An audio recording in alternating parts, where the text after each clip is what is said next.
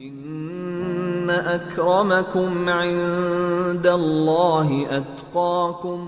بسم اللہ الرحمن الرحیم۔ میرے عزیز دوستو، عربی زبان میں ایک لفظ آتا ہے عقال۔ عقال اس رسی کو کہتے تھے جس سے اونٹ کو بیٹھا کر اس کو باندھ دیا جاتا تھا تاکہ وہ اٹھنے نہ پائے یا اٹھ کر سرکشی نہ کرے۔ اسی لفظ عقال سے لفظ بنا عقل، کیونکہ یہ عقل جو ہے اللہ کی دی ہوئی وہ قوت ہے جس سے انسان اپنے نفس کو کنٹرول کر سکتا ہے، نفس کی سرکشی سے بچ سکتا ہے، اس کو اپنے کو بچا سکتا ہے۔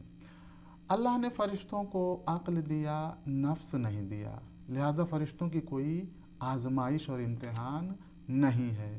حیوانوں کو نفس دیا، طبیعت دیا، ان کو شہوت و غضب کی قوت دی، عقل نہیں دی۔ شعور ہوتا ہے ان کے پاس کم و بیش، بعض کے پاس شعور زیادہ ہے، بعض وقت کم ہے، لیکن وہ عقل جو ہم جس کی بحث کر رہے ہیں وہ عقل نہیں ہے اس کے پاس، اس لیے حیوانوں کا بھی کوئی امتحان نہیں ہے۔ امتحان نہ فرشتوں کا ہے نہ حیوانوں کا ہے، امتحان صرف انسانوں کا ہے۔ انسان، جیسا کہ اللہ تعالیٰ نے قرآن مجید میں ارشاد فرمایا، الذی خلق الموت والحیات لیبلوکم ایکم احسن عملا۔ اللہ نے موت و حیات کو پیدا کیا تاکہ دیکھے اس میدان مسابقہ میں تم سے سب سے زیادہ اچھا عمل کرنے والا کون ہے۔ تو اس امتحان کے لیے اللہ نے اس کو ایک عقل دی اور ایک نفس دیا۔ اس نفس کے پاس دو خطرناک جو ہے قوتیں ہیں، ایک شہوت کی قوت ہے، ایک غضب کی قوت ہے۔ شہوت کی قوت اسے اچھی چیزوں کی طرف مائل کر کے غلط کام کروانا چاہتی ہے، اور غضب کی قوت ناپسند چیزوں سے بھگا کر کے اس سے غلط کام کروانا چاہتی ہے۔ تو یہ عقل اللہ نے اس کو دی کہ ہوشیار رہنا، یہ شہوت تم کو ہر پسند چیز کی طرف لپکائے گی، اور یہ غضب ہر ناپسند چیز سے بھاگنے کو کہے گا۔ جس چیز میں محنت پڑے گی اس سے بھاگنے کی طبیعت چاہے گی، لیکن عقل کے ذریعے سے تم بھاگنا مت، اور جہاں پہ ہر پسند کی چیز طرف ہے اس کو لپکنا مت۔ لیکن عزیزان گرامی، یہ عقل کبھی کبھی اسیر نفس ہو جاتی ہے۔ وہ کیسے ہوتی ہے؟ جب انسان نوجوانی سے یا کسی بھی عمر کے حصے میں وہ نفس کی پیروی شروع کر دیتا ہے، جب نفس کی پیروی انسان کرے گا تو یہ نفس قوی ہوتا جائے گا، وہ شہوت اس کی اور شدت اختیار کرتی جائے گی، وہ غضب اس کا اور غالب ہوتا جائے گا۔ لہٰذا اگر عقل کی آپ سنتے جائیں گے تو آپ کی عقل قوی ہوتی جائے گی اور وہ شہوت و غضب عقل کے اسیر ہو جائیں گے۔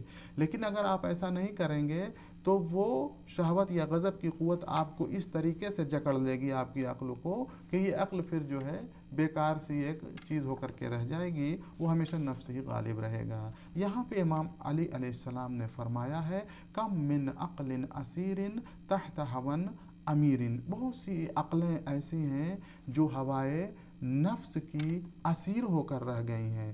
عقل جب اسیر ہو جائے گی تو انسان ہر خوبی سے، ہر اچھائی سے، اور اللہ کی عبادت سے، اللہ کی اطاعت سے، دینداری سے اور جنت میں جانے سے محروم ہو سکتا ہے۔ اسی لیے امام جعفر صادق علیہ السلام نے عقل کی تعریف میں فرمایا ہے، العقل ما عبد بہ الرحمن واکتسب بہ الجنان۔ عقل وہ قوت ہے جس سے انسان اللہ کی عبادت و اطاعت کر سکتا ہے اور اسی کے ذریعے سے وہ جنت حاصل کر سکتا ہے۔ تو عزیزان گرامی، ہمیں کوشش کرنی چاہیے کہ ہم اپنی عقل کے ذریعے سے اپنے نفس کو کنٹرول کریں۔ کیوں؟